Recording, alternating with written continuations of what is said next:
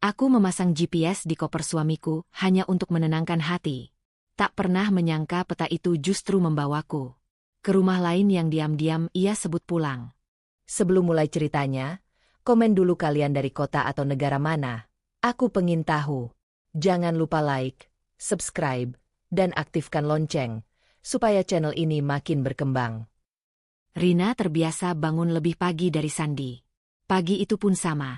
Ia sudah di dapur, menyeduh kopi sambil mendengarkan suara koper ditarik pelan dari kamar. Bunyi roda kecil itu selalu terdengar ragu, seolah takut membangunkannya. Padahal Rina tak pernah tidur nyenyak setiap kali Sandi harus dinas luar kota. Ia menoleh, melihat punggung suaminya yang sedang merapikan kemeja di depan cermin. Gerakannya cekatan, wajahnya tenang, terlalu tenang. "Berapa hari?" tanya Rina, berusaha membuat suaranya terdengar biasa. 3. Paling lama 4, jawab Sandi tanpa menoleh. Nada suaranya ringan, seperti jawaban yang sudah dihafal. Rina mengangguk. Ia menuang kopi ke dalam cangkir Sandi, menaruhnya di meja makan, lalu kembali berdiri diam. Tidak ada pertengkaran, tidak ada curiga terbuka. Rumah itu tampak seperti rumah tangga yang stabil. Sarapan pagi, percakapan singkat, ciuman singkat di dahi. Namun di dalam dada Rina, ada sesuatu yang selalu mengeras setiap kali kata dinas diucapkan. Bukan karena ia membenci kesendirian. Rina terbiasa bekerja sendiri dari rumah, terbiasa mengatur hari-harinya tanpa banyak orang. Yang membuatnya sesak adalah rasa tak berdaya saat harus mempercayai sesuatu yang tak bisa ia lihat. Sejak kecil, kejujuran baginya bukan sekadar nilai moral, tapi bentuk rasa aman. Ayahnya pernah pergi dengan alasan, sebentar, lalu tak pernah kembali. Ibunya menyebutnya nasib. Rina menyebutnya kebohongan yang dibiarkan tumbuh. Sandi pamit, mengangkat koper, dan pergi. Pintu tertutup dengan bunyi klik yang rapi. Rina berdiri beberapa detik lebih lama dari biasanya, menatap pintu itu, lalu menarik napas panjang. Ia menegur dirinya sendiri dalam hati, tidak semua kepergian adalah pengkhianatan. Tidak semua orang pergi untuk meninggalkan. Siang harinya, Maya datang membawa 2 gelas es kopi susu. Maya adalah satu-satunya orang yang bisa masuk ke rumah Rina tanpa banyak basa-basi. Sahabatnya sejak kuliah itu duduk di sofa, memperhatikan Rina yang berkali-kali mengecek ponsel meski tak ada notifikasi. "Dia baru pergi, ya?" tanya Maya santai, tapi matanya mengamati dengan tajam. Rina mengangguk. "Dinas lagi?" "Sering, belakangan ini." Rina berhenti mengaduk kopinya. Namanya juga kerja. Maya tidak langsung menanggapi. Ia menyeruput minumannya, lalu berkata pelan, "Kamu kelihatan capek. Bukan capek fisik." Kalimat itu membuat Rina tersenyum tipis. "Kamu kebanyakan mikir." Namun Maya tidak ikut tersenyum. "Rin, aku kenal kamu. Setiap kali kamu bilang, 'Nggak apa-apa,' dengan nada itu, berarti ada yang kamu tahan." Rina menatap meja. Ia tahu Maya tidak menuduh, tidak memprovokasi. Maya selalu seperti itu, tidak memaksa, tapi menekan lewat kejujuran yang tenang. Rina ingin mengatakan semuanya baik-baik saja, ingin percaya bahwa rumah tangganya hanya sedang diuji kesibukan, bukan kebohongan. Tapi bayangan punggung Sandi di depan cermin tadi pagi muncul lagi. Terlalu siap, terlalu rapi. "Aku cuma nggak mau ribut," ujar Rina akhirnya. "Kalau aku curiga tanpa bukti, aku takut malah merusak." Maya mengangguk pelan. Takut kehilangan, atau takut terlihat bodoh? Pertanyaan itu menusuk lebih dalam dari yang Rina duga. Ia mengangkat wajahnya, sedikit tersenyum, sedikit lelah. Takut dua-duanya. Maya tidak berkata apa-apa lagi. Ia hanya meraih tangan Rina, menekannya sebentar. Dukungan tanpa nasihat. Tapi justru disitulah tekanan batin Rina berubah. Dari sekadar gelisah menjadi sadar bahwa kegelisahan itu nyata dan terlihat orang lain. Malamnya, rumah terasa lebih sunyi dari biasanya. Rina duduk di tepi ranjang, menatap koper Sandi yang sudah tidak ada di sudut kamar. Ia membuka lemari, melihat pakaian suaminya tergantung rapi. Tidak ada yang hilang. Tidak ada tanda darurat. Namun perasaan hampa itu tetap ada, menekan dari dalam. Rina mengambil ponselnya, membuka aplikasi pesan, lalu menutupnya lagi. Ia ingin bertanya apakah Sandi sudah sampai, tapi ragu. Ia tidak ingin terlihat mengawasi. Tidak ingin mengulang pola ibunya yang selalu menunggu kabar dari seseorang yang akhirnya tidak pulang. Ia bangkit, berjalan ke ruang kerja kecilnya, lalu berhenti di depan laci. Di dalamnya ada beberapa barang lama, termasuk ponsel cadangan yang jarang dipakai. Rina menatapnya lama, jantungnya berdebar tanpa alasan yang jelas. Ia belum tahu untuk apa, belum berani memikirkan kemungkinan terburuk. Tapi untuk pertama kalinya, ia tidak sepenuhnya ingin menutup mata. Rina menutup laci itu kembali, tangannya sedikit gemetar. Ia belum melakukan apa-apa. Namun keputusan kecil telah lahir di dalam dirinya. Ia tidak ingin lagi hanya menunggu. Keputusan kecil itu tidak memberi Rina rasa lega. Justru sebaliknya, malam terasa lebih panjang sejak ia mengakui pada dirinya sendiri bahwa menunggu bukan lagi satu-satunya pilihan. Ia terbangun berkali-kali, menoleh ke sisi ranjang yang kosong, mendengarkan suara jarum jam yang berputar terlalu keras di telinganya. Ponsel Sandi tak kunjung berbunyi. Tidak ada pesan singkat, tidak ada kabar tiba. Rina mencoba menenangkan diri dengan logika. Proyek mendadak memang sering tak terduga, namun perasaan di dadanya menolak patuh. Pukul 11 lewat, suara kunci terdengar dari pintu depan. Rina yang semula terbaring langsung duduk. Sandi masuk dengan langkah cepat, bahunya sedikit turun seolah menahan lelah. Kemejanya kusut, dasinya sudah dilepas. Ia menutup pintu tanpa menyalakan lampu utama, lalu berhenti ketika melihat Rina duduk di ruang tengah. "Kamu belum tidur?" tanya Sandi, nada suaranya datar. "Belum," jawab Rina pelan. "Katanya pulang sore." Sandi menghela napas, agak keras. "Proyeknya molor. Ada revisi mendadak. Aku sudah capek, Rin." Kata capek itu jatuh seperti tembok. Rina berdiri, berjalan mendekat beberapa langkah. "Aku cuma nanya. Dari tadi nggak ada kabar."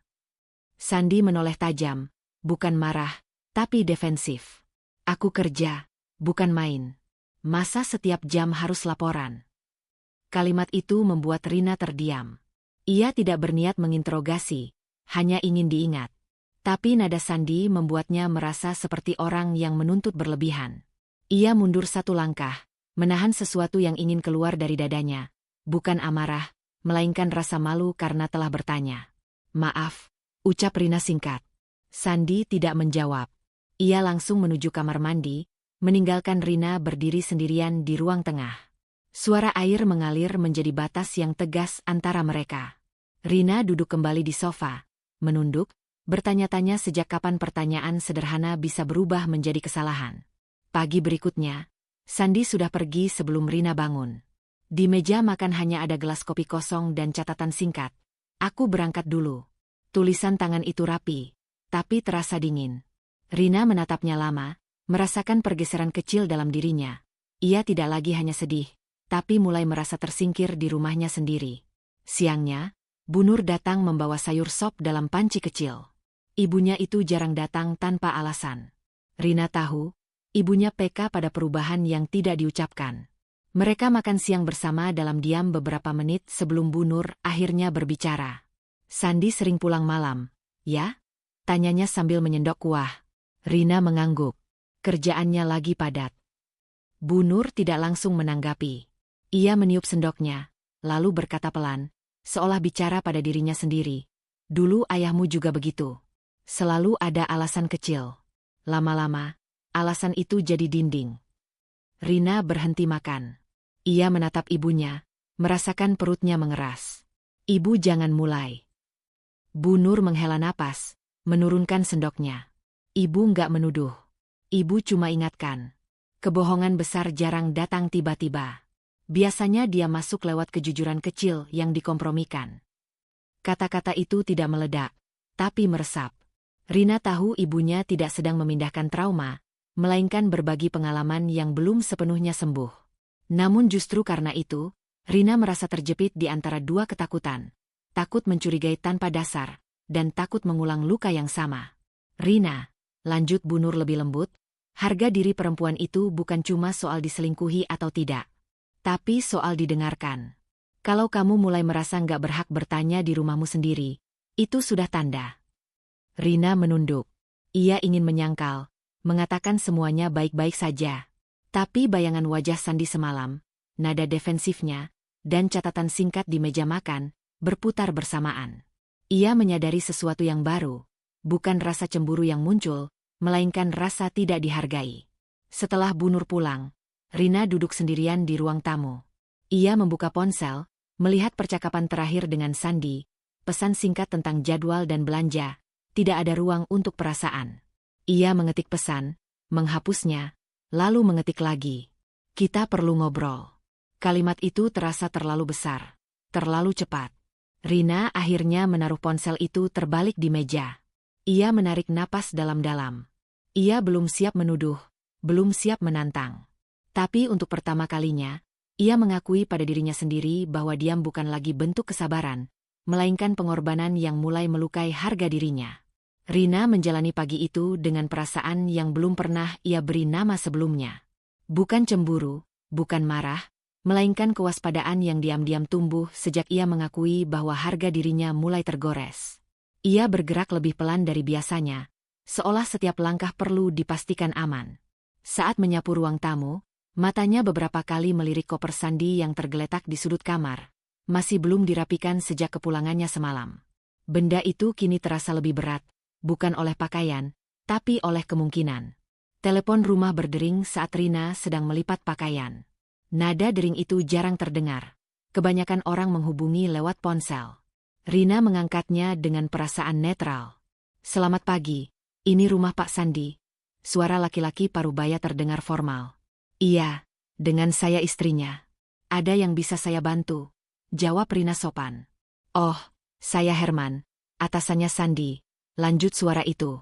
Nada bicaranya ramah, tapi terburu-buru.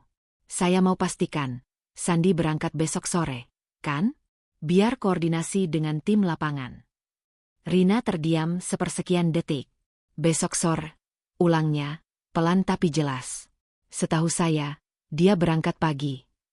Di seberang sana ada jeda singkat, seperti seseorang yang sedang menimbang kata. Oh, mungkin saya keliru. Jadwal bisa berubah. Nanti saya konfirmasi ke Sandi langsung. Ya, Bu. Telepon ditutup dengan sopan. Rina masih memegang gagang telepon beberapa detik lebih lama. Jantungnya berdetak tidak teratur, bukan karena panik, melainkan karena sesuatu yang bergeser dari dalam.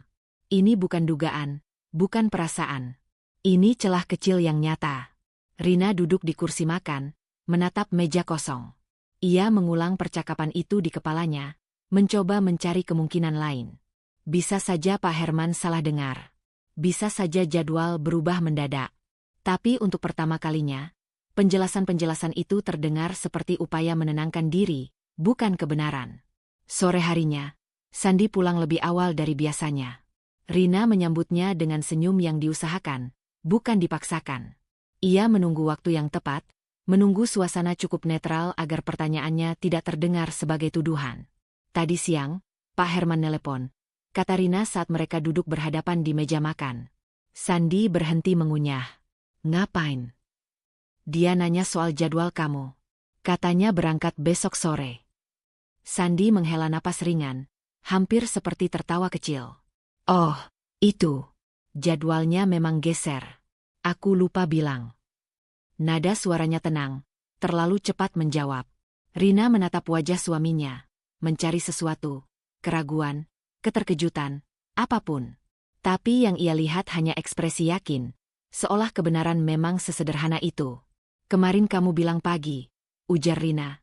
Suaranya tetap datar. Iya, awalnya. Tapi proyek kan dinamis, Rin. Sandi menyandarkan punggungnya ke kursi. Kamu tahu sendiri. Rina mengangguk pelan. Secara logika, penjelasan itu masuk akal. Tidak ada kontradiksi besar. Namun ada sesuatu yang tidak sinkron di dadanya. Perasaan bahwa ia sedang diajak menerima sesuatu tanpa diberi ruang bertanya. Ia memilih diam, bukan karena yakin, tapi karena lelah berdebat dengan bayangan. Malam turun perlahan. Sandi mandi, lalu sibuk dengan ponselnya, sesekali tersenyum kecil tanpa menjelaskan. Rina berada di kamar, berpura-pura merapikan lemari. Ia membuka koper Sandi untuk memasukkan pakaian yang tertinggal. Tangannya bergerak otomatis, tapi pikirannya penuh. Ia teringat ucapan Bu Nur tentang kejujuran kecil. Terngiang, bukan sebagai tuduhan, melainkan peringatan. Rina berdiri mematung, memandangi koper terbuka itu. Jika ia bertanya lagi, ia akan kembali menjadi istri yang terlalu curiga. Jika ia diam, ia akan terus hidup dalam ketidakpastian. Rina membuka laci meja rias, mengambil ponsel cadangan yang semalam hanya ia pandangi. Jarinya gemetar saat membuka aplikasi kecil yang pernah direkomendasikan Maya dulu, sekadar untuk melacak barang hilang. Ia tidak pernah membayangkan akan menggunakannya untuk suaminya sendiri. Ini cuma untuk menenangkan diri, bisiknya, lebih kepada dirinya sendiri daripada siapapun. Rina menunggu hingga Sandi tertidur. Nafas suaminya teratur, wajahnya tampak damai. Kontras dengan dada Rina yang berdebar keras. Ia berlutut di samping koper, membuka resleting perlahan, seolah takut suara kecil pun bisa membatalkan niatnya.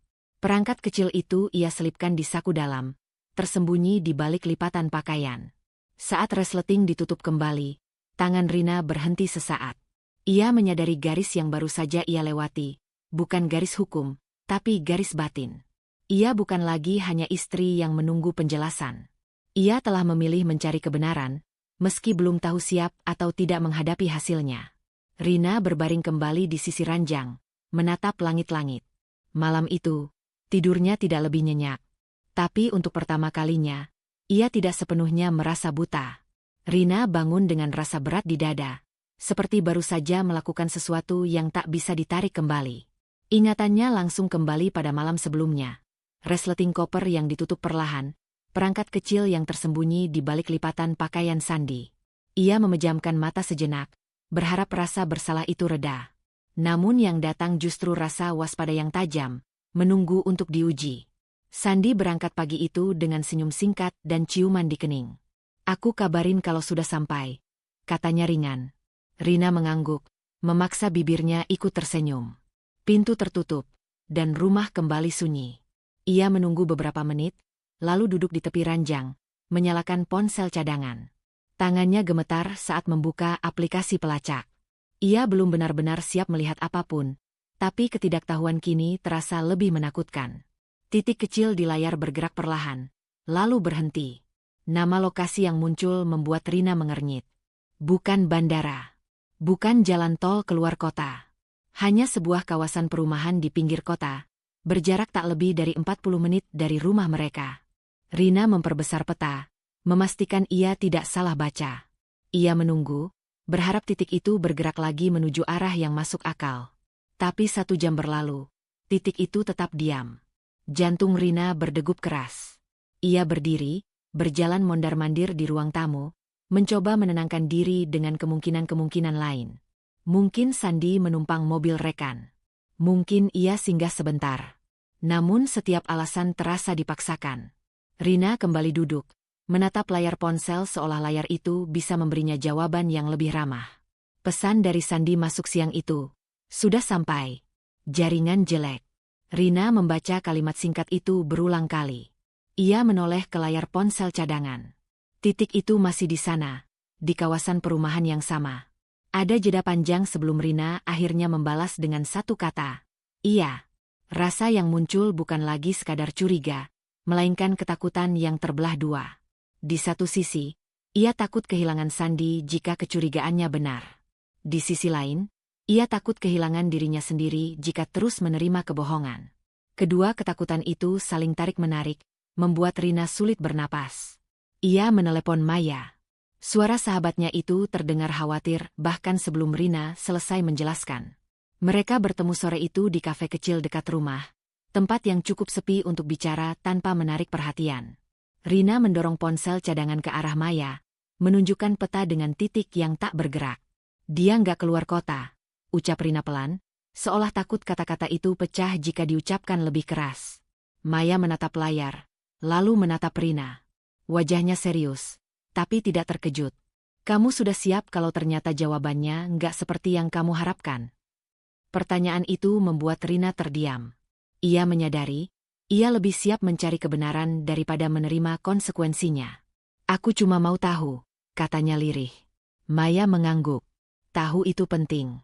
Tapi gegabah bisa bikin kamu kehilangan kendali. Jangan konfrontasi dulu. Rina mengerutkan kening. Terus aku harus apa? Amati, jawab Maya tegas. Kumpulkan pola, bukan potongan. Kalau kamu langsung menyerang sekarang, dia akan punya 1000 alasan. Kata alasan itu menggema di kepala Rina. Ia tahu Maya tidak membelanya, tapi melindunginya. Namun menunggu terasa seperti menunda rasa sakit yang tak terhindarkan. Malamnya, Rina kembali sendirian di rumah. Ia menyiapkan makan malam meski tahu Sandi tak akan pulang. Ponsel cadangan ia letakkan di samping piring, sesekali melirik layar. Titik itu baru bergerak menjelang malam, lalu kembali berhenti di lokasi yang sama. Rina mematikan layar, tak sanggup menatap lebih lama. Ia duduk di ruang tamu, memeluk lutut, membiarkan pikirannya berkelana. Ia membayangkan kemungkinan terburuk, lalu memaksakan diri membayangkan kemungkinan terbaik. Keduanya sama-sama menyakitkan. Rina menyadari, ia tidak lagi berada di posisi aman. Apapun yang ia pilih, menunggu atau bertindak, akan membawa risiko. Sebelum tidur, Rina mengambil ponsel utamanya, membuka percakapan dengan Sandi. Jarinya melayang di atas layar. Ia ingin menulis sesuatu yang lebih dari sekadar basa-basi, sesuatu yang bisa menguji kejujuran tanpa menuduh. Namun akhirnya ia hanya mengetik, "Hati-hati di jalan." Pesan itu terkirim. Rina mematikan lampu kamar, berbaring dalam gelap. Di dalam dirinya, keputusan kecil telah bergeser menjadi beban yang lebih besar. Ia memilih mengamati, seperti saran Maya, meski setiap detiknya terasa seperti berdiri di tepi jurang. Keputusan untuk mengamati seharusnya memberi Rina jarak aman. Nyatanya, jarak itu justru terasa menyesakkan. Sejak pagi, pikirannya terus kembali pada peta kecil di layar ponsel cadangan. Titik yang sama, kawasan yang sama. Hari itu, titik itu bergerak lebih lama sebelum berhenti. Rina menatapnya lama, jantungnya berdegup lebih cepat dari biasanya. Ia tahu, jika ia hanya duduk diam, bayangan-bayangan di kepalanya akan lebih kejam daripada kenyataan apapun.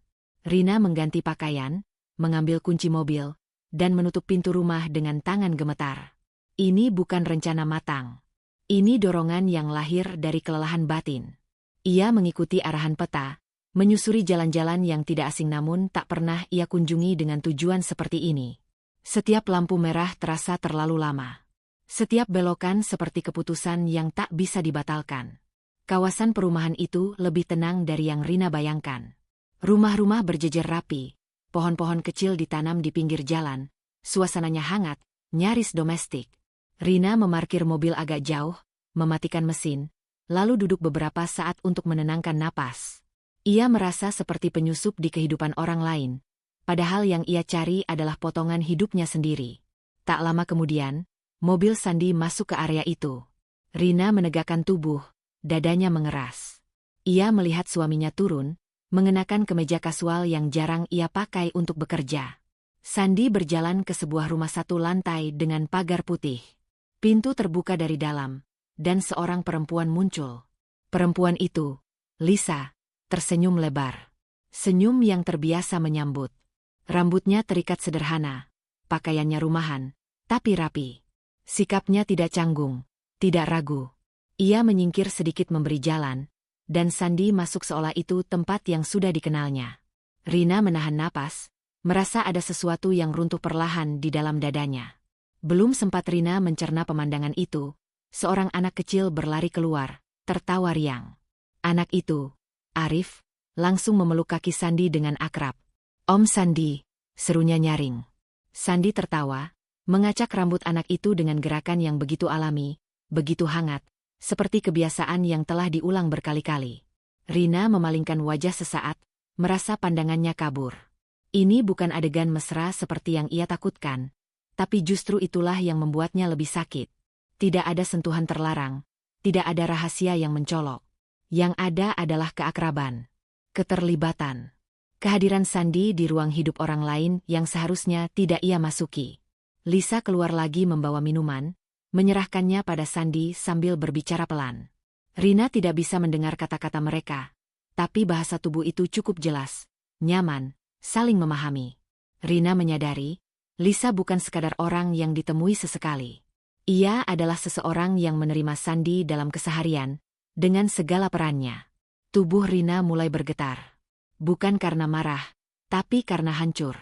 Ia merasa seperti berdiri di luar rumahnya sendiri, menonton seseorang menjalani versi lain dari kehidupan yang seharusnya ia miliki. Air mata mengalir tanpa ia sadari. Ia tidak mengusapnya. Ia tidak ingin terlihat kuat di hadapan dirinya sendiri. Rina menyalakan mesin mobil perlahan, takut suaranya menarik perhatian. Ia pergi tanpa menoleh lagi. Jalan pulang terasa lebih panjang, lebih sunyi. Setiap lampu jalan yang dilewati seperti menyorot ulang adegan tadi. Tawa Arif, senyum Lisa, tangan Sandi yang mengusap rambut anak itu. Di rumah, Rina masuk dan mengunci pintu. Ia bersandar di belakangnya, tubuhnya meluncur turun hingga duduk di lantai. Tangannya dingin, napasnya pendek-pendek. Ia tidak menangis terseduh. Air mata hanya mengalir, tenang tapi deras. Seperti sesuatu yang telah lama ditahan akhirnya menemukan jalan keluar. Ini bukan tentang perempuan lain semata. Ini tentang ruang yang direbut diam-diam. Tentang kebohongan yang tidak berbentuk kata kasar, melainkan waktu, perhatian, dan kehadiran. Rina menyadari, ia tidak lagi bertanya apakah Sandi berbohong. Ia bertanya sejauh apa kebohongan itu telah hidup. Malam itu, Sandi mengirim pesan singkat, "Aku lembur. Jangan tunggu." Rina membaca pesan itu dengan mata kosong. Ia tidak membalas. Untuk pertama kalinya, ia memilih diam bukan karena takut bertanya, melainkan karena tidak yakin masih ingin mendengar jawabannya. Rina berbaring di ranjang tanpa mengganti pakaian. Tubuhnya masih gemetar, pikirannya kosong dan penuh sekaligus. Di dalam keheningan itu, sebuah keputusan kecil terbentuk. Ia tidak akan menghentikan pencarian ini. Bukan untuk menyerang, bukan untuk menghakimi. Tapi karena sekarang, yang dipertaruhkan bukan lagi pernikahannya, melainkan keberaniannya untuk tidak membohongi diri sendiri. Pagi datang tanpa sisa air mata, tapi bukan berarti luka Rina mengering. Ia bangun dengan mata sembab yang sudah ia latih untuk disamarkan. Air dingin, napas panjang, gerakan yang efisien. Tubuhnya masih mengingat gemetar semalam, namun pikirannya kini terasa dingin, seperti permukaan kaca yang menahan retak agar tak terdengar. Sandi pulang menjelang siang. Wajahnya terlihat lelah, rambutnya sedikit berantakan. Ia menyapa Rina dengan nada biasa, seolah hari-hari mereka tak pernah bergeser dari rel yang sama. Rina menyambut dengan anggukan singkat, menahan diri untuk tidak menatap terlalu lama. "Proyeknya kacau," kata Sandi sambil membuka sepatu. "Ternyata harus bolak-balik ketemu klien." Rina mengangguk lagi. "Oh." Sandi berhenti sejenak, menoleh. "Kamu kenapa? Kok dingin?" Pertanyaan itu mengandung nada curiga tipis, tapi juga kebiasaan lama, seolah setiap perubahan Rina harus segera diberi label. Rina memilih jawaban yang aman. "Capek." "Capek apa?" Sandi mendekat, nada suaranya terdengar lebih keras dari perlu. "Hari ini banyak kerjaan," jawab Rina singkat. Sandi menghela napas, lalu tertawa kecil. "Kamu terlalu sensitif, deh. Aku ini lagi berjuang buat kita." Kalimat itu jatuh tanpa ia sadari sebagai penutup percakapan. Rina tidak membalas. Ia melangkah ke dapur, menyalakan kompor, melakukan hal-hal kecil agar tangannya sibuk. Menarik diri ternyata lebih melelahkan daripada berdebat. Tapi Rina tahu, jika ia membuka mulut sekarang, yang keluar bukan pertanyaan, melainkan pecahan yang belum siap ia kumpulkan. Siang itu, Bu Nur datang lagi. Rina tidak mengundang, tapi kehadiran ibunya terasa seperti jawaban bagi sesuatu yang belum ia ucapkan. Mereka duduk berhadapan di ruang tamu. Bu Nur memandangi wajah Rina lama, lebih lama dari biasanya.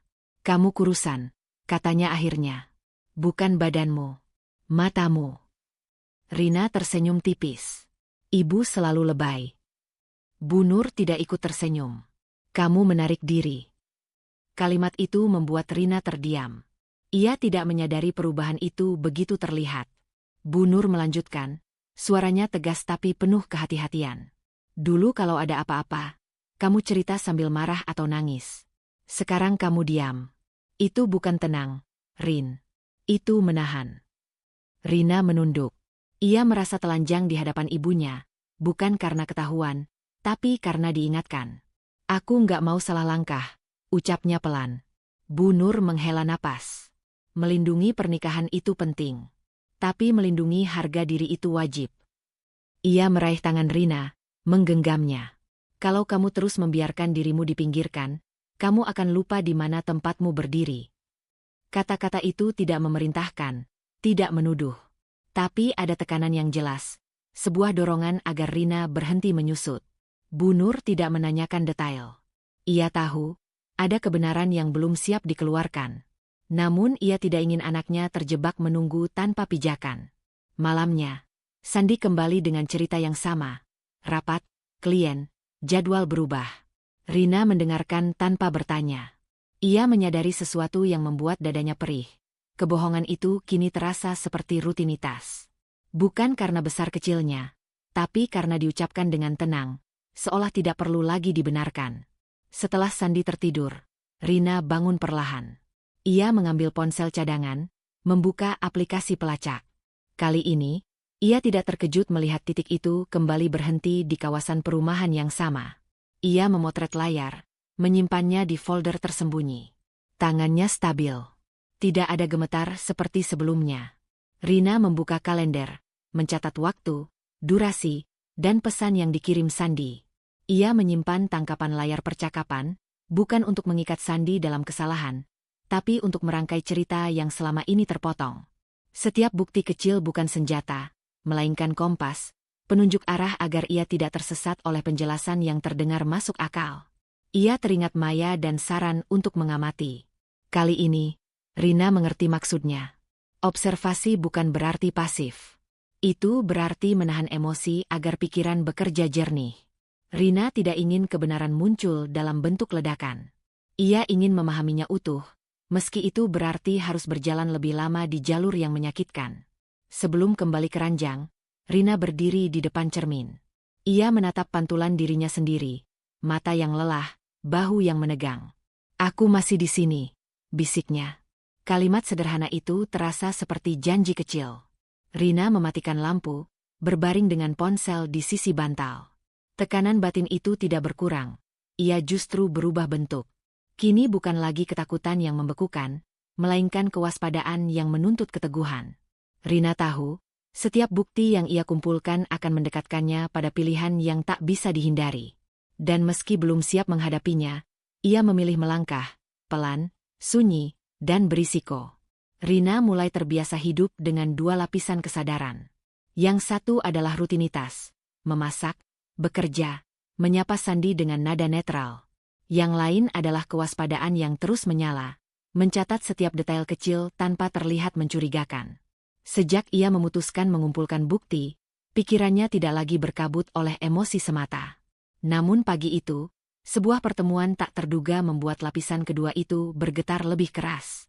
Rina sedang mengantar dokumen ke kantor percetakan ketika ia melihat seorang perempuan berdiri di depan gedung seberang. Perempuan itu melambaikan tangan dengan ragu, lalu mendekat. "Rina." Rina menoleh, sedikit terkejut. "Iya, Dewi." Dewi tersenyum lega.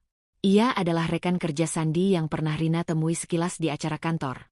Perempuan itu ramah, berbicara lugas, dengan sikap netral yang tidak dibuat-buat. "Aku hampir nggak yakin. Kamu ngapain ke sini?" "Urusan kerja," jawab Rina singkat. "Kamu?" "Nunggu ojek." "Tadi lembur, kebiasaan." Dewi tertawa kecil, lalu berhenti.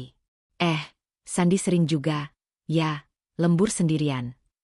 Kalimat itu meluncur ringan, tanpa niat apapun. Tapi bagi Rina, rasanya seperti pintu yang terbuka sedikit terlalu lebar. "Sendirian?" ulangnya, menjaga nada tetap santai. "Iya. Maksudnya, kalau izin lapangan biasanya kan tim. Tapi Sandi sering ambil sendiri. Katanya biar cepat beres." Dewi mengangkat bahu. "Aku sih mikirnya dia tipe yang mau repot sendiri." Rina mengangguk pelan. Ia tersenyum, bahkan sempat menimpali dengan candaan kecil agar percakapan tidak berubah arah. Namun di dalam kepalanya, kepingan-kepingan yang ia kumpulkan selama ini mulai menyusun pola yang lebih jelas. Ini bukan kebohongan yang lahir dari keadaan darurat. Ini pilihan yang diulang. Setelah berpisah dengan Dewi, Rina duduk di mobil beberapa menit tanpa menyalakan mesin. Ia membuka catatan di ponsel, tanggal, jam, lokasi, izin lapangan sendirian, ketiknya. Tangannya tidak gemetar. Yang muncul justru rasa dingin yang tertata. Sandy telah menciptakan sistem kecil untuk menutupi jejaknya. Dan sistem itu berjalan cukup lama tanpa ia sadari. Malam itu, Sandy pulang lebih awal. Ia terlihat santai, bahkan sempat membantu Rina menyiapkan makan malam. Rina memperhatikan dengan jarak aman. Ia tidak lagi mencari tanda-tanda bersalah di wajah suaminya. Karena kini ia tahu, kebohongan yang sistematis jarang disertai rasa bersalah yang terlihat. Saat mereka duduk makan, ponsel Sandy bergetar di atas meja. Layar menyala sebentar sebelum ia membaliknya cepat-cepat. Gerakan itu singkat, tapi cukup untuk membuat Rina menegakkan punggungnya. "Siapa?" tanya Rina, nadanya biasa. "Kerjaan," jawab Sandy refleks. Ponsel itu bergetar lagi. Kali ini lebih lama. Sandy melirik sekilas, lalu berdiri. "Aku angkat di luar, ya." Rina mengangguk. Ia mendengar suara Sandy di teras, berbicara pelan. Tidak ada tawa, tidak ada nada mesra. Tapi ada sesuatu yang lebih mengganggu, kebiasaan. Seolah panggilan itu sudah menjadi bagian dari ritmenya. Ketika Sandy kembali masuk, ponselnya ia letakkan di saku. Namun tak lama kemudian, layar kembali menyala di saku celananya, memancarkan cahaya kecil yang tak bisa sepenuhnya tersembunyi. Rina menangkap sekilas nama pengirim sebelum layar meredup. Lisa. Nama itu membuat perut Rina mengeras. Ini bukan pertama kalinya ia melihat nama itu, tapi ini pertama kalinya pesan datang saat Sandy ada di rumah, di ruang yang seharusnya menjadi milik mereka berdua. Rina menunduk, menyuap makanan yang tiba-tiba terasa hambar. "Kamu kenal Lisa?" tanya Rina kemudian, memilih nada yang paling netral. Sandy berhenti mengunyah. "Lisa yang mana?" Rina mengangkat bahu. "Nggak tahu. Tadi ada notif." "Oh," Sandy tertawa kecil. "Itu klien lama." Cerewet. Jam segini masih nanya. Penjelasan itu terdengar rapi, hampir terlalu siap. Rina mengangguk, seperti biasa. Tapi kali ini, kecemasannya berubah bentuk. Bukan lagi tentang lokasi atau jadwal, melainkan tentang ruang yang disusupi, waktu malam, waktu rumah, waktu ketika kebohongan seharusnya berhenti. Setelah Sandy tidur, Rina duduk di ruang tamu dengan lampu redup. Ia membuka ponsel cadangan, mengecek riwayat lokasi hari itu. Sama seperti sebelumnya. Kawasan perumahan. Waktu yang konsisten. Pola yang tak bisa lagi diabaikan. Ia menambahkan satu catatan lagi, pesan dari Lisa saat di rumah. Rina menyadari, ia telah melewati titik di mana ia bisa meyakinkan diri bahwa ini semua kebetulan. Kebohongan itu terlalu rapi untuk disebut spontan. Dan kesadaran itu membawa tekanan baru. Jika ia terus diam, ia akan menjadi bagian dari sistem itu. Rina menutup ponsel, menarik napas panjang. Ia belum siap konfrontasi. Tapi satu keputusan kecil terbentuk di kepalanya malam itu. Ia tidak akan lagi berpura-pura tidak melihat. Mulai sekarang, setiap pesan, setiap izin, setiap penjelasan akan ia catat. Bukan untuk menjatuhkan Sandy, melainkan untuk memastikan bahwa saat ia harus memilih, ia melakukannya dengan mata terbuka. Catatan-catatan di ponsel Rina kini membentuk barisan tanggal yang rapi. Polanya semakin jelas, dan justru karena itu dadanya terasa semakin berat. Ia tidak lagi berharap menemukan kesalahan yang bisa dibantah, ia hanya berharap kenyataan berhenti bertambah. Pagi itu, titik di layar bergerak lebih lama dari biasanya sebelum berhenti di lokasi yang sama. Rina menatap peta, lalu menatap jam. Sandy berangkat dengan alasan dinas singkat. Tidak ada koper. Tidak ada persiapan lama. Rina mengambil kunci mobil. Ia memarkir agak jauh seperti sebelumnya, memilih sudut jalan yang tertutup pohon ketapang. Dari sana, rumah itu terlihat jelas. Rumah Lisa. Pagar putih yang sama. Halaman kecil yang bersih. Namun hari itu berbeda. Tidak ada tawa anak kecil. Tidak ada sapaan di teras. Yang ada adalah suara logam dan kayu. Bunyi palu dipukul berulang. Rina melihat ke atas. Sandy berdiri di atap rumah itu, mengenakan kaos dan celana kerja. Tangannya cekatan, bergerak akrab dengan genting dan rangka kayu. Ia bukan tamu. Ia bukan orang yang sekadar mampir. Ia tahu persis bagian mana yang perlu dibenahi. Lisa berdiri di bawah, sesekali mengangkat wajah, menyerahkan paku, berbicara singkat. Gerak-gerik mereka efisien, selaras, seperti pasangan yang sudah memahami ritme satu sama lain. Rina merasakan tenggorokannya mengencang. Ini bukan lagi tentang kebohongan waktu atau lokasi. Ini tentang keterlibatan. Tentang tenaga, perhatian, dan tanggung jawab yang diberikan Sandi pada rumah orang lain, hal-hal yang seharusnya menjadi milik keluarganya sendiri. Ia memalingkan wajah, menutup mata sejenak. Saat membukanya kembali, pemandangan itu masih ada. Nyata. Tidak berubah oleh keinginannya. Rina menyalakan mesin mobil dan pergi sebelum lututnya benar-benar lemas. Di perjalanan pulang, pikirannya kosong, tapi dadanya penuh. Ia teringat atap rumahnya sendiri yang pernah bocor tahun lalu. Sandi saat itu berjanji akan memperbaikinya akhir pekan depan. Akhir pekan itu tak pernah datang. Sesampainya di rumah, Rina duduk di ruang tamu tanpa menyalakan lampu. Sore merambat menjadi senja. Ponselnya bergetar.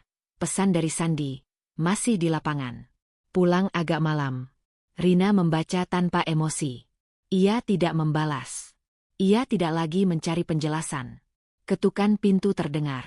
Rina bangkit perlahan dan membuka pintu. Pak RT Budi berdiri di sana, membawa map tipis. Wajahnya ramah, tapi sorot matanya menyimpan kehati-hatian yang khas orang lingkungan. Sore, Bu Rina. Sapanya. Maaf ganggu. Ini soal data warga. Rina mempersilakan masuk. Mereka duduk sebentar, membahas hal-hal administratif yang tak penting bagi Rina saat itu. Namun sebelum berpamitan, Pak RT Budi tampak ragu sejenak, lalu berkata, "Oh iya, Bu, suaminya rajin, ya." Rina menoleh. Maksudnya? Sering kelihatan di kawasan perumahan sebelah, lanjut Pak RT Budi, seolah memastikan ucapannya tidak terdengar menuduh. Hampir tiap hari. Saya kira pindah proyek ke sana. Kata-kata itu jatuh pelan, tapi menghantam tepat di tengah kesadaran Rina. Hampir tiap hari. Ulangnya. Iya. Orang-orang juga sudah familiar. Jawab Pak RT Budi jujur. Bukan apa-apa, cuma ngasih tahu. Kalau ada perubahan data domisili atau apa, nanti tinggal lapor. Rina tersenyum tipis, mengangguk, lalu mengantar Pak RT Budi sampai pintu. Begitu pintu tertutup, ia bersandar di belakangnya. Nafasnya pendek. Ada sesuatu yang retak, bukan meledak. Seperti kaca yang ditekan perlahan hingga retaknya tak bisa disembunyikan lagi. Hampir tiap hari. Artinya, kehidupan Sandi di sana bukan sisipan. Itu rutinitas. Dan jika demikian, lalu apa posisinya di sini? Pertanyaan itu tidak terdengar dramatis, tapi menggerogoti. Rina berjalan ke kamar, duduk di tepi ranjang, memandangi sisi kosong yang sering ia tinggalkan untuk Sandi. Ia teringat semua kompromi kecil yang pernah ia buat. Tidak bertanya, tidak menuntut, menunggu. Ia mengira itu bentuk kedewasaan. Kini ia bertanya-tanya apakah itu justru penghapusan diri. Malam itu, Rina membuka ponsel cadangan dan menyimpan satu bukti lagi. Foto atap rumah Lisa yang sempat ia ambil dari kejauhan. Ia menutup galeri, meletakkan ponsel di sampingnya. Tangannya tidak gemetar. Yang terasa justru kelelahan yang dalam. Saat Sandi pulang larut, Rina sudah berbaring menghadap dinding. Sandi berbisik pelan, bertanya apakah Rina sudah tidur. Rina tidak menjawab. Bukan karena ingin menghukum, tapi karena tidak tahu lagi bagaimana bersikap sebagai istri ketika perannya sendiri mulai kabur. Dalam gelap, Rina membuka mata. Tekanan batin itu kini berubah menjadi pertanyaan yang tak bisa ia tunda lebih lama. Jika Sandi telah membangun peran di rumah orang lain, apakah masih ada ruang yang utuh untuknya di rumah ini? Dan jika tidak, sampai kapan ia akan terus berpura-pura tidak tersingkir? Pertanyaan itu tidak lagi bisa disimpan. Setelah malam-malam panjang yang diisi keheningan dan catatan sunyi, Rina tahu satu-satunya cara bertahan adalah berbicara, bukan dengan amarah, tapi dengan kehati-hatian. Ia memilih pagi Minggu, saat rumah tidak dikejar jam kerja dan Sandi terlihat lebih santai. Rina menyiapkan sarapan seperti biasa, menyusun piring rapi, menunggu momen ketika suasana cukup netral untuk membuka percakapan tanpa memicu pertahanan. Sandi, ucap Rina pelan ketika mereka duduk berhadapan. Aku mau tanya sesuatu. Sandi mengangkat wajah, mengunyah pelan. Kenapa? Kamu sering ke kawasan perumahan sebelah, ya? Rina menatap piringnya, bukan wajah Sandi. Ia sengaja memilih nada datar, seolah bertanya tentang rute jalan, bukan kehidupan lain. Sandi berhenti makan. Siapa bilang? Beberapa orang lihat, jawab Rina jujur, tanpa menyebut siapa. Aku juga lihat. Ada jeda. Sandi tersenyum kecil, bukan hangat, tapi defensif. Oh itu, kamu maksud rumah klien lama? Rina mengangguk. Iya. Rin, kamu tahu kan aku sering bantu orang? Apalagi kalau masih ada urusan teknis. Masa itu dipermasalahkan? Rina mengangkat wajahnya. Bukan soal bantu, tapi hampir tiap hari. Sandi tertawa pendek. Hampir tiap hari menurut siapa? Menurut kamu yang sekarang gampang curiga. Kalimat itu menusuk lebih dalam dari yang Rina duga. Ia menahan napas, berusaha tidak terpancing. Aku cuma butuh kejelasan. Kejelasan apa? Sandi meletakkan sendoknya. Nada suaranya meninggi sedikit, cukup untuk mengubah arah percakapan. Kamu berubah, Rin. Dingin. Sedikit-sedikit curiga. Aku pulang capek, bukannya disambut, malah diinterogasi. Rina membuka mulut, lalu menutupnya kembali. Ia merasakan pergeseran, pembicaraan yang semula ia kendalikan kini berbalik menyorot dirinya. Aku nggak berniat menginterogasi. Tapi kamu melakukannya. Potong Sandi cepat. Kamu lihat aku ngobrol sama orang, langsung mikir macam-macam. Kamu sadar nggak? Sikap kamu bikin aku males cerita. Kata males itu membuat Rina menunduk. Ia teringat semua malam ia menunggu, semua pesan singkat yang ia jawab dengan sabar. Ia ingin berkata bahwa dinginnya bukan tanpa sebab. Tapi saat itu, Sandi sudah melangkah lebih jauh. Kamu terlalu curiga, lanjutnya. Dan kamu jadi dingin. Rumah ini jadi nggak nyaman. Aku kerja buat kita, Rin. Tapi kamu bikin aku merasa selalu salah. Rina merasakan dadanya mengencang. Ada bagian dari dirinya yang ingin membela diri, menyebut bukti, menyebut pola. Tapi bagian lain, yang lebih lelah, mulai bertanya-tanya apakah ia memang telah berubah terlalu jauh. Ia membenci perasaan itu. Rasa bersalah yang muncul bukan karena kesalahan yang ia lakukan, melainkan karena reaksi atas perlakuan yang ia terima. Aku cuma pengen jujur, ucap Rina lirih. Jujur atau curiga? Sandi menatapnya tajam. Bedanya tipis. Percakapan itu berakhir tanpa penyelesaian. Sandi berdiri, mengambil ponselnya, lalu keluar rumah dengan alasan ingin menenangkan diri. Pintu tertutup lebih keras dari biasanya. Rina duduk sendirian di meja makan, memandangi sarapan yang tak tersentuh. Siang itu, rasa bersalah menempel di Rina seperti kabut. Ia membersihkan rumah lebih lama dari perlu, mengulang gerakan yang sama, seolah kebersihan bisa meredakan konflik. Ia mengingat nada suaranya sendiri. Apakah terlalu dingin? Apakah ia salah memilih kata? Pertanyaan-pertanyaan itu berputar, menggerogoti keyakinannya yang sudah rapuh. Rina membuka ponsel cadangan, melihat catatan-catatan yang ia kumpulkan. Tanggal, lokasi, pesan. Semua itu nyata. Tapi rasa bersalah membuatnya meragukan interpretasinya sendiri. Ia menyadari betapa mudahnya kebohongan bekerja bukan dengan menyangkal fakta, melainkan dengan mengaburkan perasaan korban. Malamnya, Sandi pulang seperti biasa, bersikap seolah tidak ada yang terjadi. Rina menanggapi dengan sikap yang sama. Di antara mereka ada jarak yang tak diucapkan, tapi terasa. Saat ponsel Sandi bergetar, Rina refleks menoleh, lalu cepat-cepat memalingkan wajah. Ia tidak ingin dianggap mengawasi. Sebelum tidur, Rina duduk di tepi ranjang, memeluk lutut. Ia merasa bersalah karena bertanya, bersalah karena diam, bersalah karena merasa sakit. Ia mulai menyadari pola yang lebih berbahaya dari kebohongan itu sendiri. Ia perlahan diyakinkan bahwa reaksinya lah masalahnya. Rina mengambil ponsel cadangan, lalu mematikannya. Bukan untuk berhenti mengamati, melainkan untuk memberi dirinya jeda. Tekanan batin itu kini berubah menjadi keputusan kecil yang berisiko. Untuk sementara, ia akan berhenti mengonfrontasi. Bukan karena ia percaya, Tapi karena ia perlu menjaga kewarasannya di tengah pusaran rasa bersalah yang bukan sepenuhnya miliknya. Keputusan untuk berhenti mengonfrontasi tidak membuat Rina lebih tenang.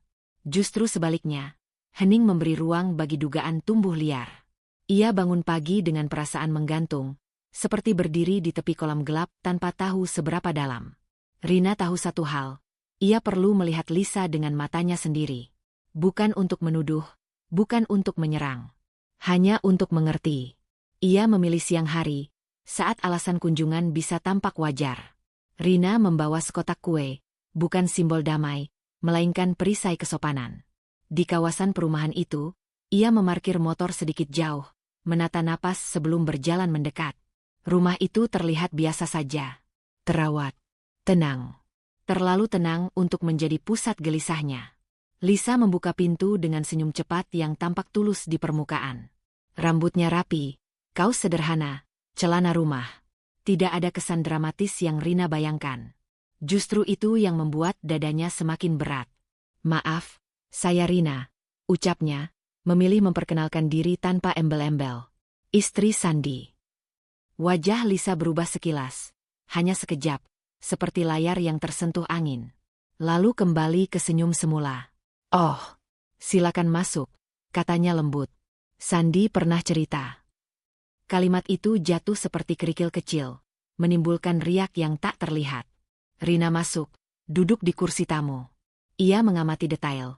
Foto seorang anak di dinding, mainan kecil di sudut ruangan, gelas-gelas yang tersusun rapi. Kehidupan yang berjalan. Bukan sekadar persinggahan. "Ada perlu apa?" tanya Lisa sambil menuang air. Rina meletakkan kotak kue di meja. "Saya cuma ingin mengenal. Saya dengar Sandi sering membantu di sini." Lisa tertawa kecil. "Iya, saya janda. Banyak hal yang saya nggak bisa urus sendiri. Atap bocor, listrik, hal-hal teknis. Sandi baik sekali." Kata baik itu diucapkan dengan nada yang ambigu, bukan memamerkan, bukan merendahkan. Rina menangkapnya sebagai kebiasaan.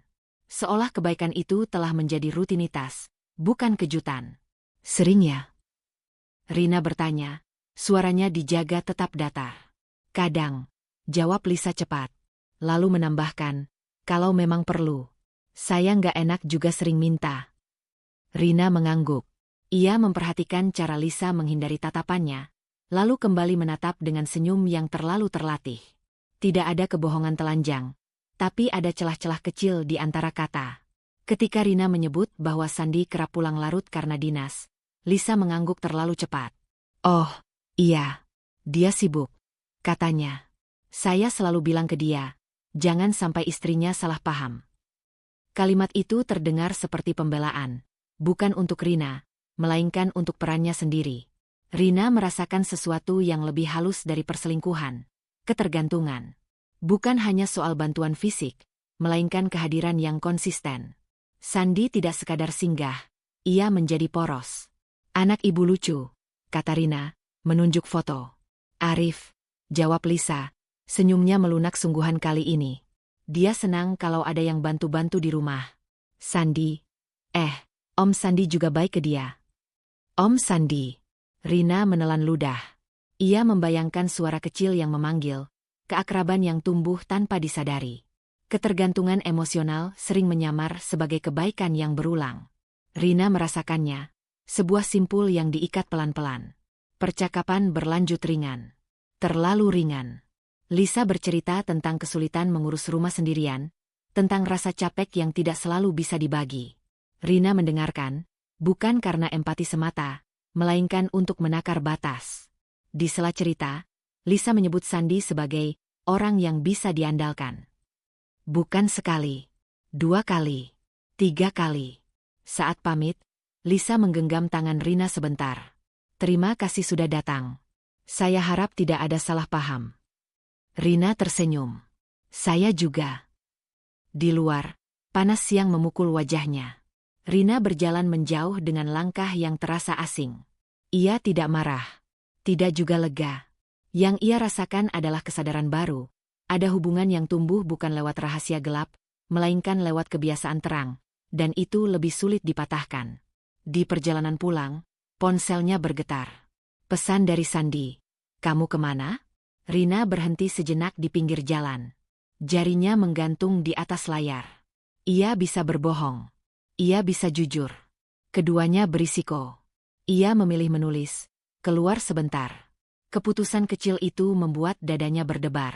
Bukan karena dusta, melainkan karena untuk pertama kalinya, ia menyimpan sesuatu bukan untuk melindungi rumah tangga, melainkan untuk melindungi dirinya sendiri. Keputusan kecil Rina untuk menyimpan sebagian kebenaran mulai menuntut harga. Sejak pertemuannya dengan Lisa, rumah terasa lebih sempit, seolah setiap sudut menyimpan pertanyaan yang tak terucap. Sandi tetap pulang seperti biasa, lelah, membawa cerita proyek, dan Rina tetap menyambut dengan sikap yang tampak normal. Tapi di dalam dirinya, ada jarak yang mengeras. Ia tidak lagi menunggu penjelasan. Ia menunggu bukti yang tak bisa diputarbalikkan. Kesempatan itu datang tanpa direncanakan. Siang itu, Sandi mengajak Rina, sekadar mampir, ke kawasan perumahan tempat ia sering bekerja. Alasannya sederhana, mengambil alat yang tertinggal. Rina mengangguk, menahan napas. Mobil berhenti di depan rumah Lisa. Pintu terbuka, dan Lisa menyapa dengan senyum yang sama, manis, rapi, ambigu. Rina turun, berdiri di ambang, mencoba bersikap sebagai istri yang tidak tahu apa-apa. Arif berlari keluar dari dalam rumah.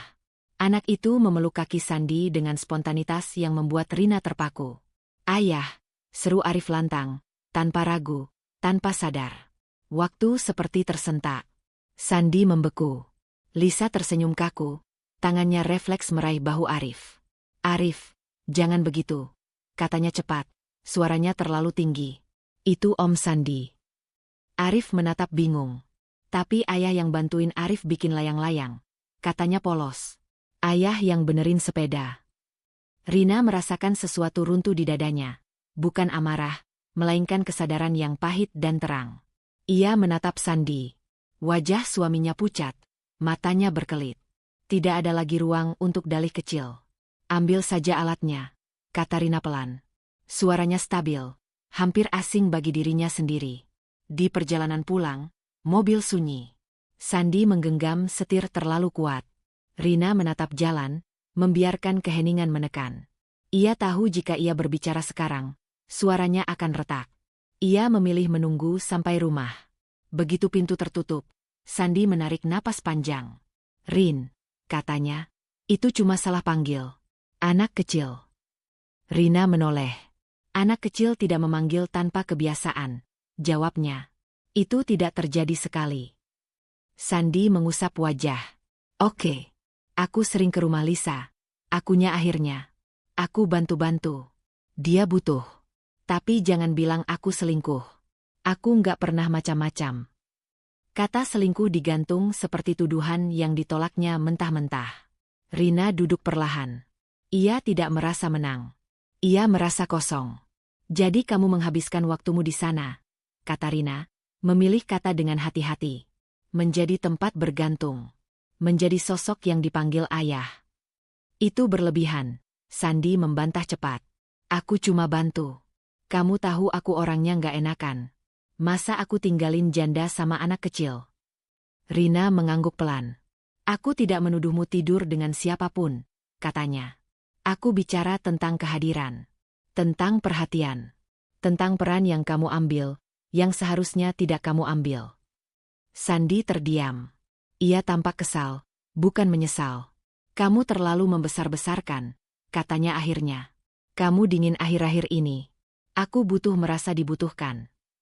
Kalimat itu menusuk. Rina merasakan rasa bersalah yang familiar. Rasa bersalah yang bukan sepenuhnya miliknya, tapi selama ini ia pikul. Ia menarik napas, merasakan denyut di pelipisnya. "Dibutuhkan oleh siapa?" tanyanya pelan. Sandi tidak menjawab. Keheningan kembali turun. Kali ini lebih berat. Rina berdiri, berjalan ke kamar. Ia menutup pintu tanpa membanting. Di depan cermin, ia menatap dirinya sendiri. Mata yang lelah, rahang yang menegang. Di titik itu, Rina menyadari sesuatu yang selama ini ia hindari. Pengkhianatan tidak selalu berwujud sentuhan terlarang. Kadang ia hadir sebagai peran yang direbut perlahan, sebagai kebiasaan yang menggeser pusat rumah. Rasa sakitnya sama, bahkan lebih tajam karena disangkal. Malam itu, Rina membuka catatan kecil yang selama ini ia simpan. Tanggal, jam, lokasi. Ia menambahkan satu baris baru. Arif memanggil Sandi ayah. Tangannya bergetar, tapi tulisannya tegas. Ia belum memutuskan apa-apa. Namun untuk pertama kalinya, ia berhenti mempertanyakan perasaannya sendiri. Dan di ujung halaman, ia menulis satu kalimat pendek, bukan ancaman, bukan tuntutan, melainkan pengingat. Ini bukan sekadar bantuan. Menutup buku itu, Rina tahu tekanan batinnya telah berubah bentuk. Bukan lagi takut kehilangan, melainkan takut kehilangan dirinya sendiri jika ia terus membiarkan batas dilanggar. Catatan kecil itu kini terasa lebih berat setiap kali Rina menyentuhnya. Bukan karena isinya bertambah, melainkan karena setiap baris menuntut konsekuensi. Setelah pengakuan setengah hati Sandi dan pembelaannya yang tak kunjung runtuh, Rina hidup dalam jeda, antara bertahan dan melepaskan. Ia tetap menjalani hari, memasak, menyapu, menjawab pesan seperlunya. Namun di balik rutinitas itu, ia menunggu satu hal, kebenaran berdiri tanpa ia dorong. Kebenaran itu datang dari arah yang tidak ia kendalikan. Sore itu, Sandi pulang lebih cepat dari biasanya. Wajahnya tegang, rahangnya mengeras. Ia meletakkan tas kerja dengan kasar, lalu berdiri lama di ruang tamu seolah rumah itu mendadak asing. Rina menatapnya dari dapur, membaca bahasa tubuh yang selama ini ia hafal. "Ada apa?" tanya Rina, suaranya netral. Sandi menghembuskan napas. "Pak Herman manggil aku ke kantor," katanya singkat. Nama itu membuat Rina menegakkan punggung. Pak Herman, atasan Sandi, orang yang beberapa kali menelpon rumah dan tanpa sengaja membuka celah kebohongan. Rina tidak bertanya lebih jauh. Ia menunggu. Dia tanya soal laporan dinas. Lanjut Sandi, berjalan mondar-mandir. "Ada ketidaksesuaian. Katanya jadwal lapangan aku nggak sinkron sama catatan proyek." Rina merasakan denyut kecil di dadanya. Bukan senang, bukan lega. Hanya kepastian yang akhirnya menemukan suaranya. "Terus." Rina mendorong pelan. Sandi mengusap tengkuk. "Aku jelasin. Ada perubahan mendadak. Tim lain butuh bantuan. Biasalah, administratif." Rina menatapnya. "Dan Pak Herman percaya?" Sandi berhenti. "Dia minta aku bersihin laporan. Teguran lisan," katanya, berusaha terdengar santai. "Nggak besar." Nada itu, mengecilkan, adalah nada yang sama ketika ia menolak menyebut perbuatannya sebagai pengkhianatan. Rina menyadari sesuatu. Sandi tidak sedang takut kehilangan pekerjaan. Ia takut kehilangan kendali atas narasinya sendiri. Malam turun dengan cepat. Saat makan malam, Sandi lebih banyak bicara. Anehnya, tentang hal-hal remeh. Tentang proyek, tentang rekan kerja. Rina mendengarkan, mencatat perubahan. Ia melihat bagaimana kebohongan yang disusun rapi mulai rapuh, tapi ego Sandi menahannya agar tidak runtuh. Ponsel Sandi bergetar. Ia menoleh sekilas, lalu membalik layar. Gerakan kecil, tapi bagi Rina, itu sudah cukup. Ia tidak bertanya. Ia bangkit, mengambil piring, menuju dapur. Di sana, Rina duduk sendirian. Ia membuka catatan kecilnya, menambahkan satu baris baru. "Pak Herman, laporan dinas bermasalah." Tangannya tidak lagi gemetar. Keputusan bukan lagi soal bukti. Bukti telah berdiri sendiri. Keputusan kini soal dirinya. Keesokan harinya, Rina menemui Bu Nur. Tetangganya itu menyambut dengan tatapan yang langsung menangkap kegamangan. Tanpa banyak basa-basi, Bu Nur menuangkan teh dan duduk di hadapan Rina. "Wajahmu capek," kata Bu Nur, bukan bertanya. Rina mengangguk. "Saya sedang menimbang," jawabnya pelan. Bu Nur menatapnya lama. "Menimbang itu perlu. Tapi jangan terlalu lama. Harga diri bukan benda yang bisa disimpan di rak, Rin. Kalau terlalu lama dibiarkan, bisa rusak." Kata-kata itu tidak menggurui. Ia datang sebagai cermin. Rina pulang dengan langkah yang lebih pasti, meski dadanya terasa sesak. Di rumah, Sandi sedang menelepon. Suaranya meninggi, nada defensif yang Rina kenal. Ia menyebut kesalahpahaman, niat baik, dibesar-besarkan. Ketika menutup telepon dan menyadari Rina berdiri di ambang pintu, Sandi terdiam. Kamu dengar? Tanyanya. Cukup, jawab Rina. Mereka duduk berhadapan. Rina tidak mengangkat suara. Kamu ditegur karena laporan palsu, katanya. Kamu menghabiskan waktu di tempat lain, mengambil peran di hidup orang lain, lalu pulang ke rumah ini seolah tidak ada yang berubah. Sandi menggeleng. Aku nggak jahat, katanya keras. Aku cuma ego, potong Rina. Suaranya tetap rendah. Kamu membela diri bukan karena benar, tapi karena tidak mau mengakui salah. Kata itu menghantam lebih keras dari teriakan. Sandi terdiam, lalu berdiri. Kamu mau aku apa? Tanyanya, tersinggung. Mengaku selingkuh padahal tidak. Rina berdiri juga. Aku mau kamu mengakui bahwa kamu mengkhianati batas, katanya. Dan kalau kamu tidak bisa, aku harus melindungi batasku sendiri. Malam itu, Rina mengemas beberapa dokumen penting ke dalam map. Akta, buku tabungan, salinan catatan. Ia tidak pergi. Belum.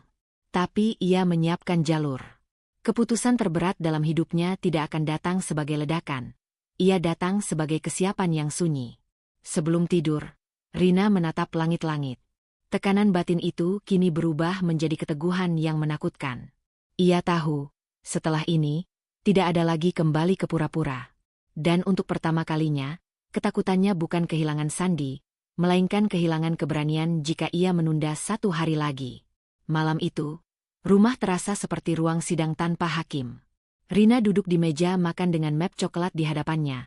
Map yang selama beberapa hari terakhir ia siapkan dalam diam. Keputusan yang ia rawat kini berdiri, menuntut untuk diucapkan. Sandi baru pulang. Wajahnya lelah dan tegang sejak teguran di kantor. Ia meletakkan tas, menatap map itu dengan curiga. Ada apa? Tanya Sandi, nadanya waspada. Rina menarik kursi di depannya. Kita perlu bicara. Sekarang. Sandi duduk, menyandarkan punggung, seolah bersiap untuk membela diri. Rina membuka map itu pelan, tidak dramatis, tidak terburu-buru. Ia mengeluarkan lembaran cetak peta lokasi, tanggal dan jam yang tersusun rapi, tangkapan layar pesan yang ditandai waktu, catatan kecil yang selama ini ia jaga. Tangannya tenang, detak jantungnya tidak. Ini GPS koper, kata Rina. Ini jadwal dinas yang kamu laporkan. Ini catatan dari Pak Herman tentang ketidaksesuaian. Ini pesan dari Lisa, jamnya saat kamu bilang sedang di luar kota. Sandi menatap kertas-kertas itu, lalu tertawa pendek. Kamu ngawur, katanya. Masang GPS? Itu keterlaluan. Lebih keterlaluan dari berbohong berbulan-bulan. Rina menatapnya lurus. Kamu bilang dinas luar kota. Faktanya, hampir setiap hari kamu ada di kawasan yang sama. Rumah yang sama. Sandi berdiri mendadak. Kursi berderit. Aku sudah bilang, aku bantu. Kamu bikin ini seolah-olah aku penjahat. Rina ikut berdiri. Aku tidak menyebutmu penjahat, katanya. Suaranya tetap rendah. Aku menyebutmu tidak jujur. Sandi menggeleng, berjalan mondar-mandir. Kamu nggak ngerti tekananku. Di kantor, di rumah, kamu dingin. Aku cuma ingin berguna. Aku cuma mengambil peran yang bukan milikmu, potong Rina. Kamu membangun kebiasaan di hidup orang lain sampai anaknya memanggilmu ayah. Sandi berhenti. Wajahnya memerah. Itu salah panggil, bentaknya. Anak kecil. Anak kecil tidak mengarang kebiasaan, balas Rina. Kebiasaan dibangun oleh kehadiran.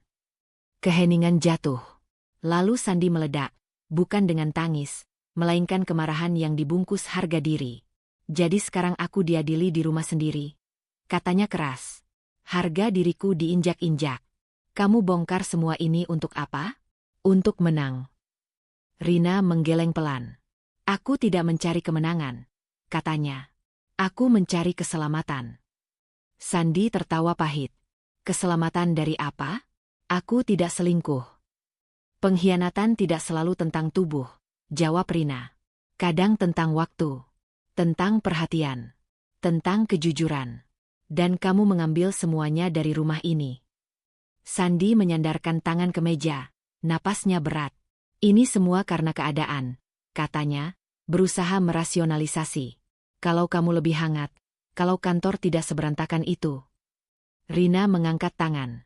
Berhenti, katanya. Aku tidak akan memikul alasanmu.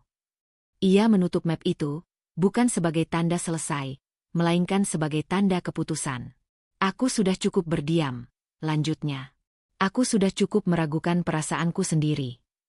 Sandi menatapnya, matanya keras. Kamu mau apa? Rina menarik napas panjang. Kata-kata itu terasa tajam di lidah, tapi juga membebaskan. Aku memilih berpisah, katanya.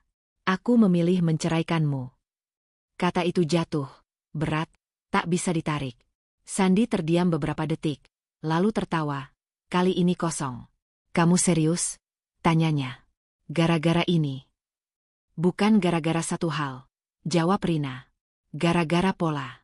Gara-gara kebohongan yang kamu rawat. Gara-gara aku mengecil untuk menampung egomu. Sandi menggeleng cepat. Kamu hancurkan rumah tangga ini, katanya, menuding. Kamu akan menyesal. Rina merasakan nyeri singkat, bukan karena ancaman, melainkan karena ia tahu tuduhan itu akan tinggal lama. Mungkin, katanya jujur. Tapi aku akan menyesal lebih besar jika aku tinggal. Ia berjalan ke kamar, mengambil tas kecil yang telah ia siapkan.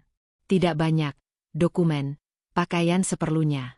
Sandi mengikutinya, kata-kata berhamburan, pembelaan, kemarahan, permohonan setengah hati.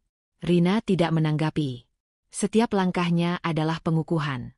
Di ambang pintu, Rina berhenti. Ia menoleh. Aku tidak mengusirmu malam ini, katanya. Aku hanya mengambil jarak. Besok kita bicarakan dengan kepala dingin. Sandi berdiri kaku. Kemana kamu pergi? Ke tempat yang aman, jawab Rina. Untukku. Ia melangkah keluar. Malam menyambut dengan udara dingin yang terasa jujur. Tekanan batin itu kini berubah menjadi rasa takut yang berbeda. Takut akan langkah berikutnya, takut akan reaksi dunia. Namun di balik itu, ada sesuatu yang lama hilang. Kelegaan tipis karena akhirnya memilih diri sendiri. Saat motor menyala, Rina tahu keputusan ini berisiko. Tapi untuk pertama kalinya, risiko itu terasa lebih ringan daripada tinggal dalam kebohongan. Pagi datang dengan udara yang kaku. Rina kembali ke rumah sebelum matahari sepenuhnya naik, ditemani tekad yang semalam terasa rapuh namun kini mengeras. Ia tidak tidur nyenyak, tapi pikirannya jernih. Keputusan telah dibuat, hari ini ia harus menegakkannya. Rumah itu, yang selama berbulan-bulan menjadi panggung kebohongan, harus kembali memiliki batas. Sandi sudah ada di ruang tamu ketika Rina masuk. Matanya cekung, bajunya kusut. Ia tampak seperti seseorang yang menunggu vonis. Rina meletakkan tasnya, berdiri dengan jarak yang disengaja. Kita tidak bisa melanjutkan seperti ini, kata Rina, suaranya tenang. Aku minta kamu keluar dari rumah ini. Sandi mengangkat kepala. Kamu nggak punya hak, katanya cepat, refleks dari ego yang belum sepenuhnya runtuh. Ini rumah kita. Ini rumah yang aku jaga dengan kejujuran, balas Rina. Dan kejujuran itu kamu tinggalkan. Sandi berdiri, melangkah mendekat. Kamu mau mempermalukan aku ke tetangga, katanya, nadanya menantang. Rina menatapnya tanpa gentar. Aku tidak berniat mempermalukan siapapun, katanya. Aku berniat melindungi diriku. Ketukan di pintu memotong udara. Pak RT Budi berdiri di ambang. Wajahnya serius namun netral, sikap seorang saksi, bukan hakim. Rina yang memanggilnya pagi tadi, meminta ditemani agar proses ini tidak berubah menjadi keributan. Pak RT mengangguk singkat, menandai kehadirannya sebagai penyangga sosial yang tak terbantahkan. Ada yang bisa saya bantu? Tanya Pak RT, suaranya datar. Rina menjelaskan singkat, tanpa detail berlebihan, tanpa drama. Sandi menyela, berusaha membingkai keadaan sebagai kesalahpahaman. Pak RT mendengarkan, lalu menoleh ke Sandi. Mas Sandi, katanya, kalau istri minta pisah rumah dan ada saksi, kita ikuti prosedur baik-baik. Biar tidak jadi masalah lingkungan. Kata lingkungan menekan Sandi lebih dari argumen Rina. Ini bukan lagi pertengkaran privat, ini realitas yang disaksikan. Sandi menghela napas keras, matanya menyapu ruangan, sofa, rak buku, foto pernikahan di dinding. Rumah itu tiba-tiba terasa jauh. Ia berjalan ke kamar, mengemas barang seadanya. Rina berdiri di depan pintu, menjaga jarak. Setiap langkah Sandi menggeser sesuatu di dalam dirinya. Dari marah ke cemas, dari cemas ke kosong. Pak RT menunggu di ruang tamu. Kehadirannya membuat waktu bergerak lambat tapi pasti. Ponsel Rina bergetar. Nama Lisa muncul di layar. Rina menatapnya sejenak, lalu mematikan notifikasi. Ia membuka pengaturan, menutup akses, blokir. Bukan karena benci, melainkan karena batas. Tak lama kemudian, pesan lain masuk dari nomor tak dikenal. Rina mengabaikannya, lalu mematikan ponsel.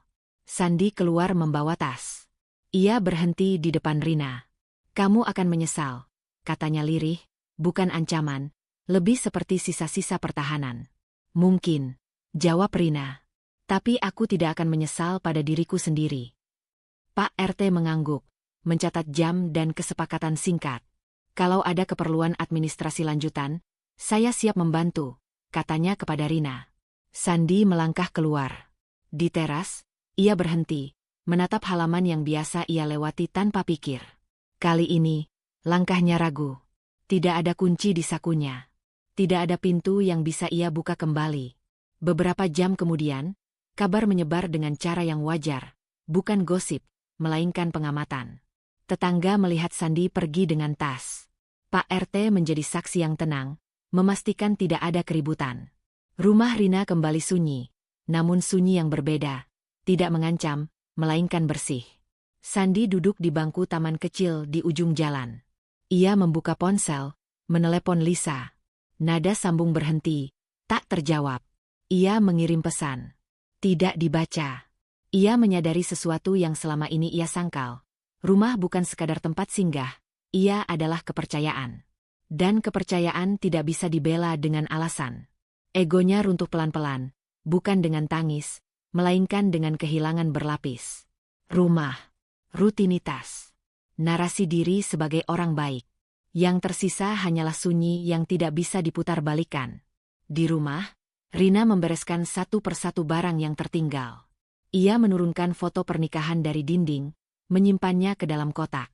Tangannya sempat berhenti, nyeri kecil menyengat, lalu ia melanjutkan. Ia menyeduh teh, duduk di ruang tamu yang kini terasa lapang. Ponselnya menyala. Panggilan tak dikenal lagi. Rina menatap layar, lalu menekan tolak. Keputusan kecil, tapi tegas. Ia tahu akan ada hari-hari berat setelah ini.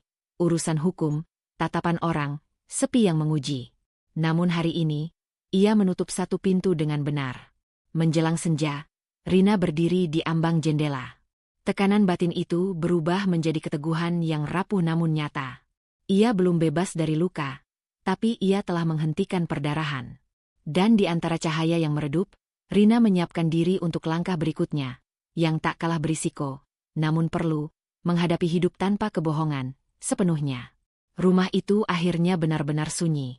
Bukan sunyi yang menekan seperti malam ketika Sandi pergi, melainkan sunyi yang jujur, tanpa rahasia, tanpa langkah yang disembunyikan. Rina merasakan dampak dari hari sebelumnya masih menggantung di udara, seperti debu halus yang perlahan turun ke lantai. Ia bangun pagi dengan tubuh lelah, namun pikirannya tenang. Tidak ada pesan yang harus ia tunggu. Tidak ada alasan yang perlu ia telan. Hari-hari berikutnya berjalan sederhana. Rina membersihkan rumah tanpa tergesa, menata ulang lemari, memindahkan barang-barang yang dulu ia simpan demi menghindari pertengkaran. Setiap benda yang berpindah tempat mengubah sesuatu di dalam dirinya. Sebuah penegasan kecil bahwa ruang ini kini miliknya sepenuhnya. Ia menemukan kembali kebiasaan lama, menyeduh kopi sambil membuka jendela, menulis di buku catatan tanpa menyensor perasaan, berjalan pagi tanpa rasa was-was. Maya datang suatu sore, membawa buah dan keheningan yang hangat. Mereka duduk di teras, tidak banyak bicara. Maya tidak menghibur berlebihan. Ia menatap Rina dengan mata yang memahami. "Kamu kelihatan lebih tenang," kata Maya akhirnya. Rina tersenyum tipis. "Bukan karena semuanya selesai," jawabnya, "tapi karena aku berhenti melawan kenyataan." Maya mengangguk. Itu yang paling sulit. Rina tahu benar. Selama ini, luka lamanya tentang kebohongan membuatnya memilih percaya dengan mengorbankan diri. Kini, ia belajar bahwa percaya tidak berarti membiarkan batas dilanggar. Percakapan itu tidak panjang, namun meninggalkan bekas yang menenangkan, sebuah validasi tanpa drama. Di hari lain, Bu Nur menyapa dari pagar. "Kalau butuh apa-apa, bilang," ucapnya singkat, tidak mencampuri, tidak menghakimi. Rina berterima kasih. Dukungan seperti itu, tenang dan konsisten, memberinya pijakan sosial yang dulu ia takutkan akan hilang. Rina juga menuntaskan urusan administratif dengan kepala dingin. Ia tidak memburu Sandi dengan amarah, tidak pula menunda dengan harapan palsu. Setiap tanda tangan terasa berat, tapi jelas. Ia belajar membedakan antara sedih dan salah. Kesedihan boleh tinggal, rasa bersalah yang bukan miliknya ia lepaskan. Suatu malam, Rina duduk sendirian di ruang tamu, membuka kembali catatan kecil yang kini penuh. Ia membaca ulang, lalu menutupnya. Untuk pertama kalinya, ia tidak menambahkan apapun. Tidak ada lagi yang perlu dibuktikan. Kebenaran telah berdiri dan keputusan telah diambil. Ia teringat momen-momen kecil yang dulu ia anggap remeh. Cara Sandi pulang larut, alasan yang berubah-ubah, kebiasaannya mengecilkan perasaan Rina. Dulu, semua itu ia terima sebagai harga menjaga rumah tangga. Kini, ia memahami bahwa menjaga diri bukanlah pengkhianatan. Itu adalah tanggung jawab. Rina sempat menerima pesan dari nomor tak dikenal beberapa hari lalu. Sekilas permohonan, sekilas pembenaran. Ia tidak membalas. Bukan karena benci, melainkan karena ia memilih konsistensi. Menutup akses adalah cara menjaga prosesnya sendiri agar tidak kembali mundur. Pada minggu berikutnya, Rina mulai mengisi hidupnya dengan hal-hal kecil yang nyata. Ia mendaftar kelas akhir pekan yang lama ia tunda. Ia menghubungi kerabat yang sempat menjauh karena ia terlalu sibuk menutup mata. Setiap langkah tidak menjanjikan bahagia instan, namun memberi rasa utuh, rasa bahwa hidupnya kembali berada di tangannya. Suatu pagi,